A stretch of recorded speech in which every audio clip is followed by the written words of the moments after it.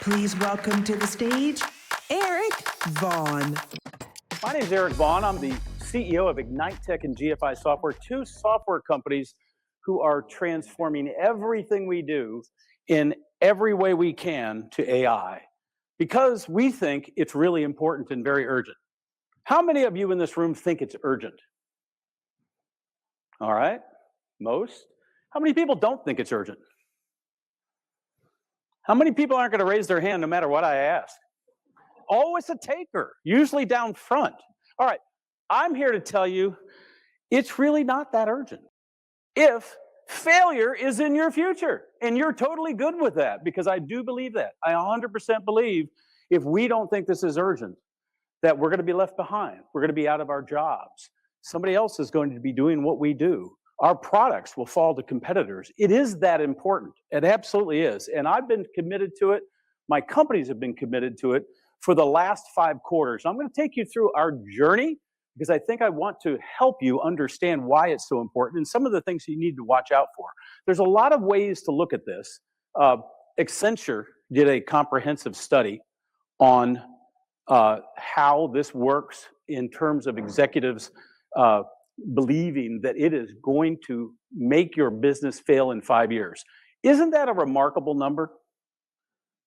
How many think it's remarkable? I see more hand participation now. So here's the thing. This is a 4-year-old survey. This was back when they were talking about AI and ML, and they were looking at those kinds of trends. Gen AI has changed everything, and it's not just whether or not it fails, it's how you do it. And Accenture talked about 3 different ways to approach this. Number 1 is what they call the proof of concept factory. I'm seeing a lot of that. I travel around quite a bit talking to our customers about AI attitudes and AI approach, and I see a lot of this. I call this the dabbling effect, right? Yeah, we're dabbling. We've got a committee over here, and we're studying it. Not going to be an effective strategy. And if you see, number 1, not a CEO focus. I think that's key. I think your CEO, ask yourself that question, ask your CEO that question. Does your CEO think this is important? Because if not, you should try to inspire him or her. And if you can't, you might want to go somewhere else or start your own company, because you can now. So easy to do, right? There's a lot of different ways to think about how you scale the AI implementation in a company. And Accenture talked about a number of different things, but one of them was the appropriate level of funding. Now, I'm going to share that with you, what we did, because we took that very much to heart. We can't ask people to build houses without tools, so you've got to fund those tools and make that happen. I think that's really important. Why are we talking about this? Why are we here in New York? Why were we in Las Vegas 3 months ago? We've never seen anything like this. I mean, just look at that stat. 5 million users in 5 days. ChatGPT usage is completely off the charts. Completely off the charts. Doesn't compare to anything. And why was that? It's one fundamental reason. We suddenly democratized information in AI. We gave it to everybody, and everybody could use it. Whether they're 8 years old or 80 years old, whether they're a technologist or they're in industry, it doesn't make any difference. They saw this and said, I've got to have it. And Jensen Huang, the NVIDIA CEO, who I think sleeps in that black leather jacket, because I've certainly never seen him without it, he said this phrase, and I've used it a couple times now. I think it's great, right? This is the iPhone moment for AI. iPhone changed everything, took smartphones and turned them into a computer in the pocket. And suddenly everybody had to have it. And so he's totally right. AI is not new. It's been around for decades. We've heard advertising during Super Bowls and the like for AI for a number of years. Suddenly, why did it change? Because everybody could get access, and it worked, and it was forgiving, and it was an interface that we all understood. I'll come back to that. So you need to look in your organization for these people. I'm going to take you through a couple of models. There's a lot of this going on. Like if I just stuck my head in that stand, that whole Gen AI thing's going to go away. Like when I come back, like, yeah, are we on to something else? The answer is no. This genie is not only out of the bottle's gone, okay? You don't give somebody something that dramatically changes their life and improves conditions of their life and then ever take it away. So as Nathaniel was just saying, I love that BYOAI, bring your own AI. And this whole concept of subversion in companies, like you're sneaking tools in and not telling anybody about it. What a fascinating concept, but you see what I mean. So you can't stick your head in the sand. You can't let anybody else do it either. And so one of the things you want to do is transform your team. And I'm here to tell you it's a culture shift. I'm here to give you 5 quarters worth of experience doing this with my team. It is a culture shift in a dramatic way for a lot of different reasons. Number one, you start by telling everybody how important it is, and this is exactly what I did. Q3 23, a full year ago, I had an all-hands meeting. I'm sharing just 2 slides with you for my all-hands meeting. I said, all right, we're going to have an all-hands meeting. Here's our agenda. We're going to talk about the goals for Q3. We're going to talk about Q2 and what we're doing there. And then I said, nope, we're not. We're going to kill this presentation. We're not going to have this kind of normal conversation because everything has changed, and we must also, and everybody on this team needs to get with that program because we want you to grow. We want you to succeed, and we've got an ability to make it succeed in a way we've never had before. And I told them at that meeting, I've got a gift just for you. We have a gift just for you, and it is a gift. No strings attached. Nothing but honest investment in you. We want you to succeed for us, of course, that's part of that. But whether or not that works for you here long term and you end up somewhere else, we're still giving you a gift of a leg up on everybody else in this industry because we're going to go at this really, really fast. And you got to start looking for people in your org when you do this org transformation. This is the first group you need to look for. Their arms are folded. They're not hearing a thing you're saying. You know, they talk about reading body language. That's not good body language there, right? I notice, see, nobody's got their arms folded. Thank you very much. Yes.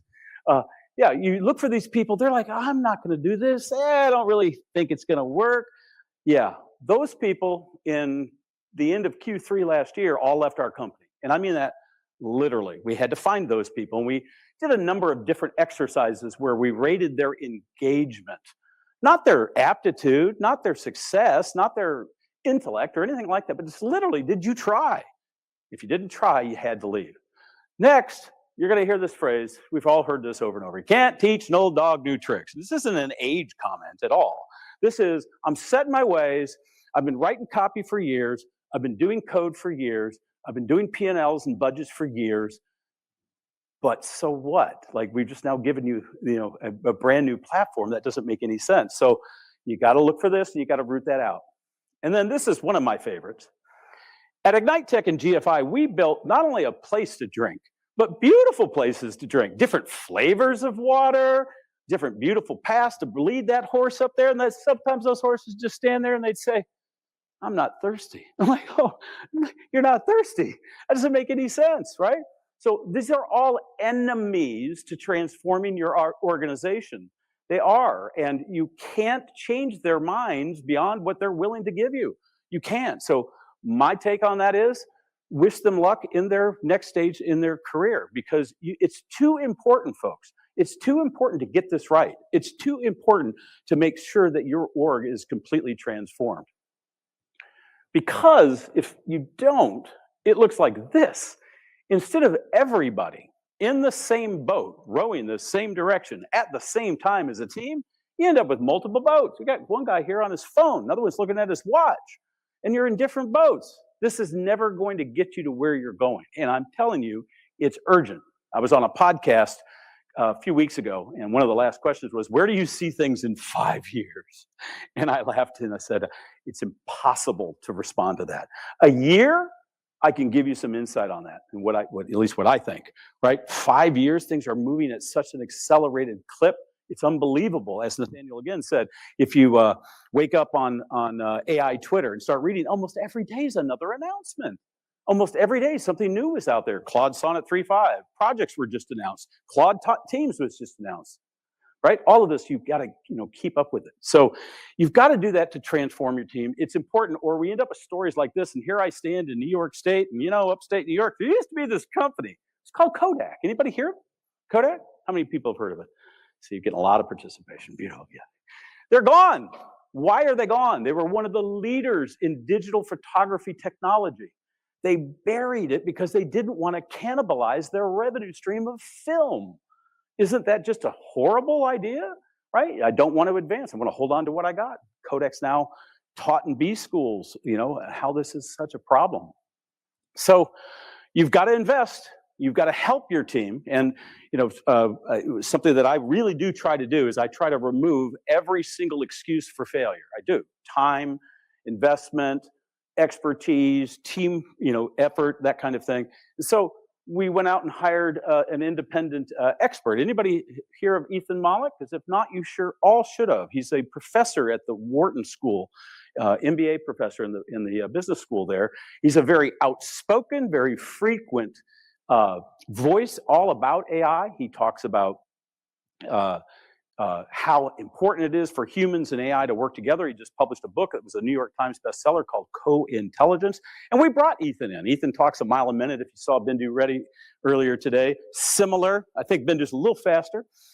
Ethan came in and worked with our team, looked at prompts, talked about the future and how this could be working, how we could weave this into our processes. But my main reason for that was to validate the importance of it, so it was coming from outside sources, and also to show the level of investment in the team to help them. So that's another way. So we also then did something else.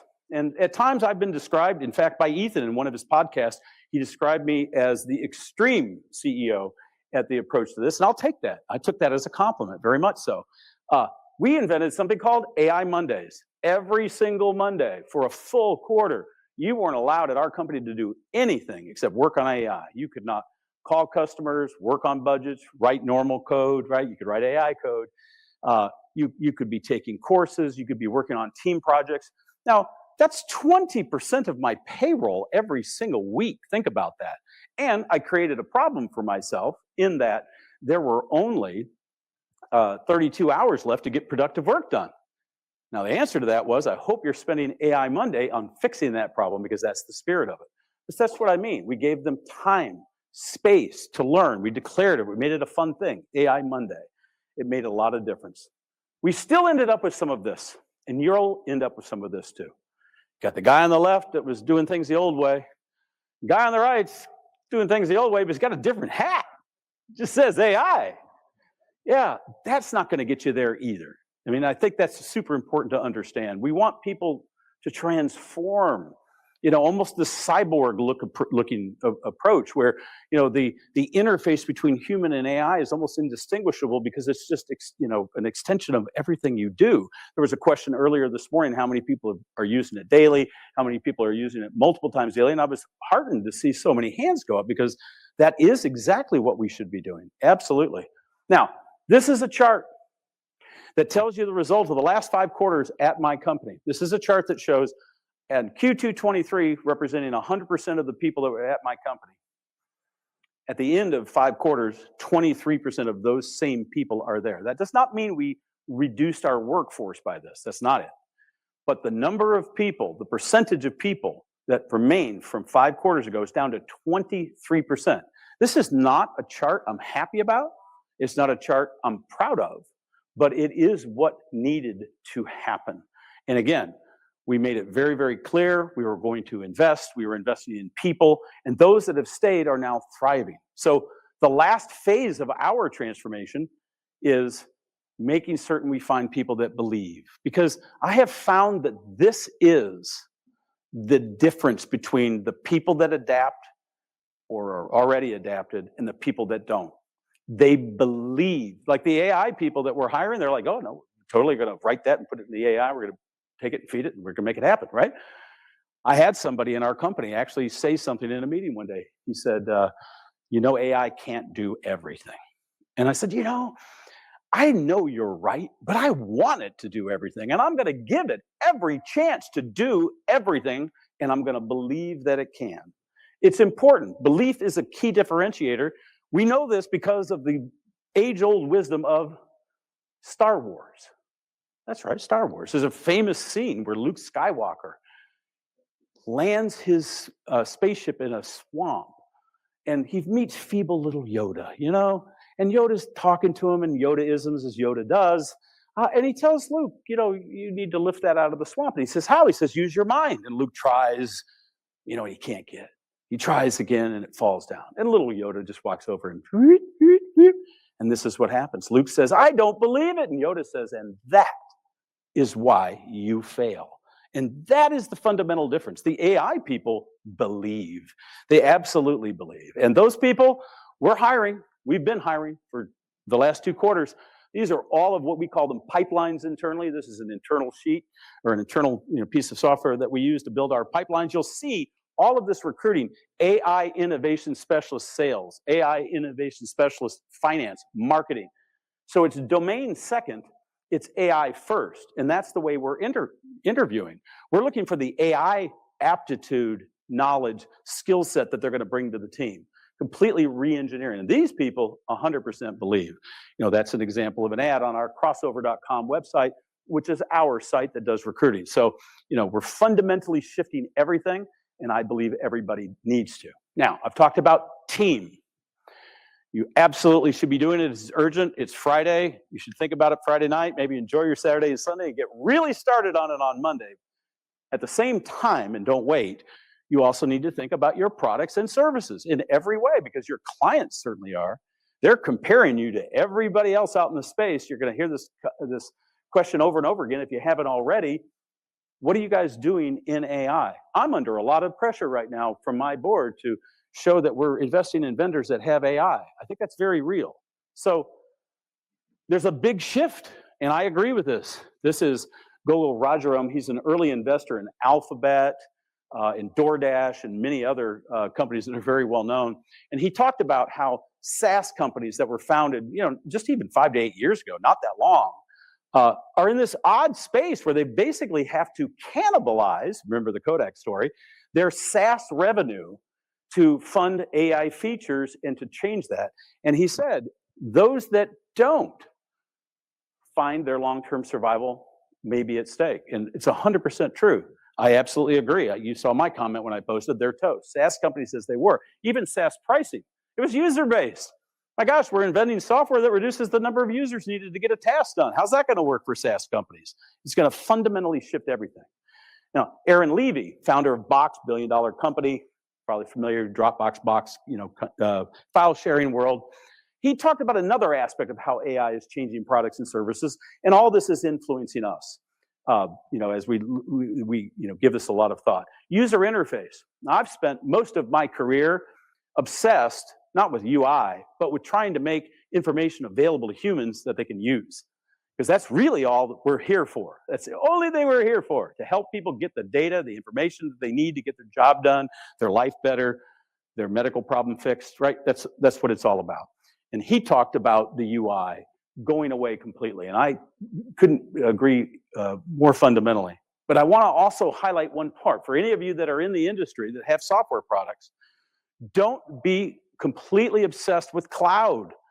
We're a company that has, I've got 40 products in the portfolio. We have a mixture of on-premise, people running software still in their data centers, and cloud. Sometimes we have versions of the same software product that run in both, okay? Look at the statistics. Still 53% of data is still running in people's data centers. This is, one forecast, 43% is still going to be there. Why? I mean, we've got military organizations, government organizations, Germany, very, very, very privacy obsessed and very protective of their data, who they almost recoil when you say AWS. It's like, what do you mean AWS? Like, sure, if it's down the street, we might consider it, right? So don't lock yourself in. Why is this relevant to AI? Because it's super easy to do the APIs into, OpenAI or Anthropic or anything else. What do you do if it's an air-gapped system? Well, local LLMs is the answer. You can bundle software with local LLMs. We are doing that for our software, so you need to think about that. Because this is what we've been doing to people forever. They want information. We give them haystacks. Like, have a good time. That's all Google search is it not? Right? You key in a couple of keywords, get this list of stuff. Some of them are ads that got hijacked because people paid, to get it up there at the top. It's not what people are looking for. You click on this, there's part of your answer. Perplexity showed us what a needle can look like, right? Can I just get the data that I'm looking for? Because that's, again, all humans want. I know this to be true.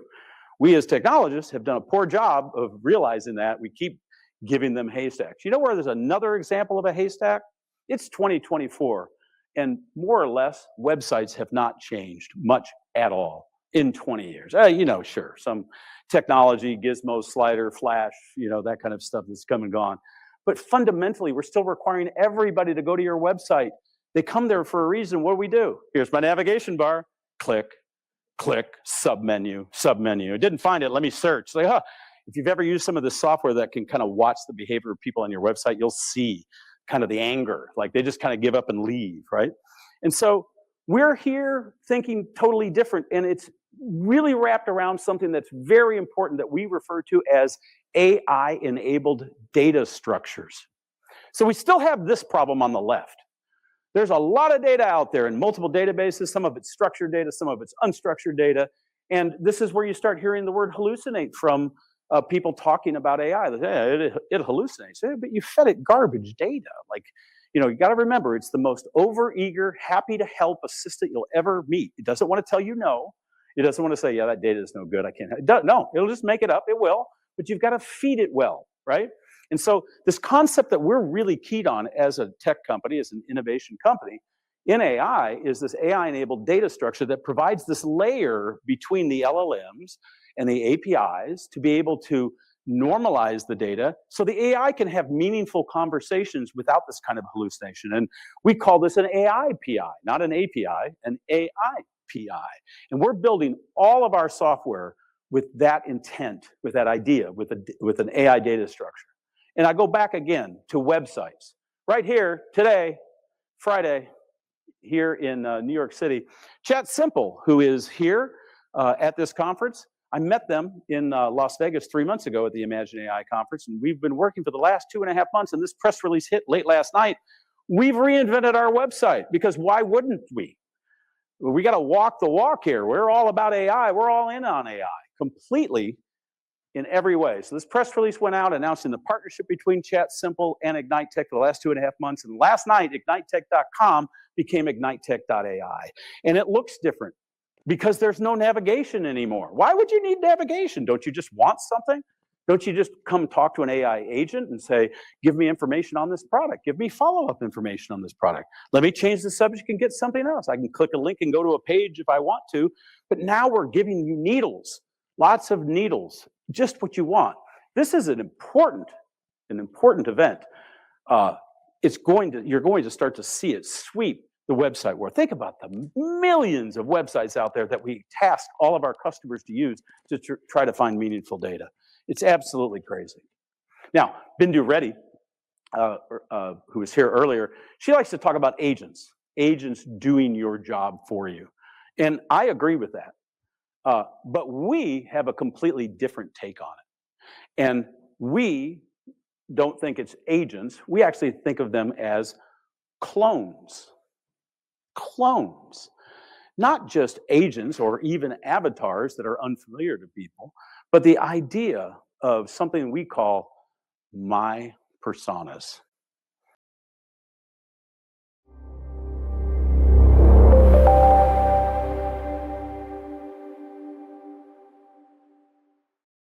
This is Leah, and Leah is creating her avatar right now. And she's creating it for one of our software products called Jive. This is the first place that my personas is showing up for Jive. So first she takes her image and uploads it there. Next, she's going to create her environment, because you don't want to look at an image on a black screen. And using computer vision, she actually sketched out a little image of the way she'd like her environment to look. She takes a picture, uploads it using the app, and now this paints the environment that she's working in. You'll see that appear next. So there we go, just like she designed it. Next, she needs to train the speech and voice. And the speech and voice is just a short training exercise. If any of you work with HeyGen and other such technologies, you can do this, but it's her voice. Again, these are people that are familiar. People are familiar with Leah. And she does that. And then the last part, which is very important. Thank you for the voice creation session. Let me start building my knowledge base now from emails, documents, and chats. It's bringing her knowledge into it, in addition to what's already in our Jive platform. Yeah, so she's building that, and now this appears in our software called Jive. It's a little floating button down here for Jive. It's our personas. You just click on that, you'll see a carousel of the personas that have been defined. you choose. There's the chief of product, there's our general counsel, Mr. Meyer, and Leah Johnson, who's our corporate AI HR director. We're going to select her. Welcome, Eric.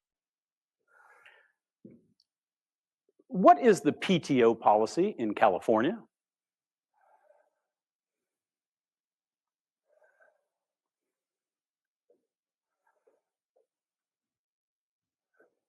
In the California branch, you are entitled to 2 weeks paid leave per year, besides exceptions. Now, this is an interaction back and forth in a number of different ways where you could use multimodal, you could type, you could speak, however you'd like.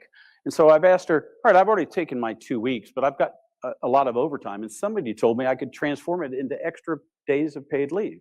So she looks in the knowledge base. I am not able to find this data in my current knowledge base. I will search the web for any California policies that may help. And she's actually enabled to search the web to see if there's other information she can bring in to augment the data. Pretty fascinating. My web search did not find anything that applies to your question. Let me contact the persona owner. And here's where the real magic happens. Patent pending technology innovation happens. She can contact the live human persona owner through our app and say, I'm in a session right now. I've got a question. Can you have time to answer it? She did. She was just having a burrito, sitting outside having lunch. Tell him that he can exchange up to 16 hours of overtime for 2 extra days paid vacation every quarter. And in the app, she answers it just by speaking, goes back to her nice lunch. This comes back in real time to the persona. Yes, you are right. You can transform up to 16 hours of overtime into 2 extra days of paid leave every quarter. I have added this information to my knowledge base for future questions. And that's really important because it just got smarter with that one interaction. So now I'm more curious to go a little bit deeper. I asked her, can you tell me exactly how many hours of overtime I have? I mean, this is an HR system. Jive is used a lot for internal employees because I need to understand what that looks like. Of course. Can you show me the report? And turns out I can.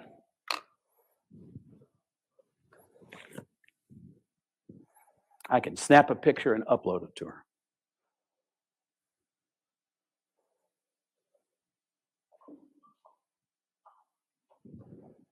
And it uploads in what we call eyesight in our My Persona software.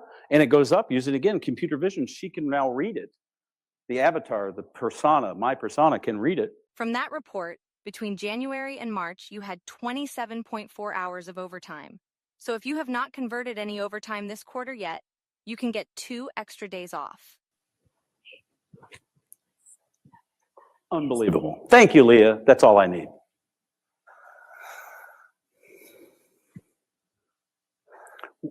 And that is My Personas in action with a human persona. It's absolutely brilliant. Somebody going to clap just now? I am always available for all your questions. I'm so thrilled. Now, I will tell you that this is getting an unusual response from our customers. It's an emotional response. They don't care about the technology. Their eyes are like, who would be my first persona? Who would I put up? Because they were replicating people. Hello, Eric. How can I help? I'm asking Ed for a standard NDA. A common question you ask your general counsel for all the time, right? Because I need to work with a potential partner. He's going to look, and then he contacts. Yes, we have a standard NDA that can be used. Should I send that to your company email address? Because he already knows my company email address. I'm logged in with the session. Why not? Sure. Yes. Yeah. Yes, please. But I also need to know if I can modify it, the choice of laws provision, for North Carolina, in fact. And I asked him for that.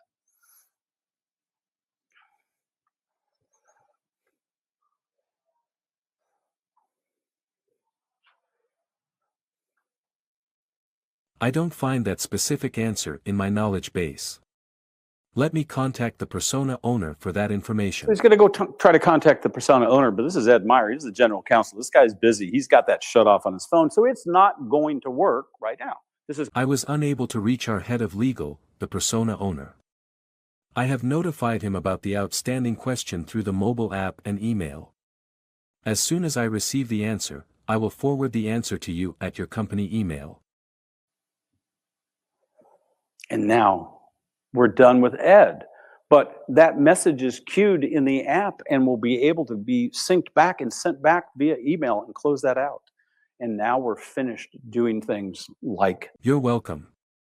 Jive Personas is always here when you need help. My personas represents, I talked about transforming your company. Get used to your AI coworkers. I love what Mark Heaps from Grok said earlier. I'm trying to keep the soul in AI. He said, I'm polite to the AI, not because of good prompting techniques, but because it makes me feel good. I really like that idea.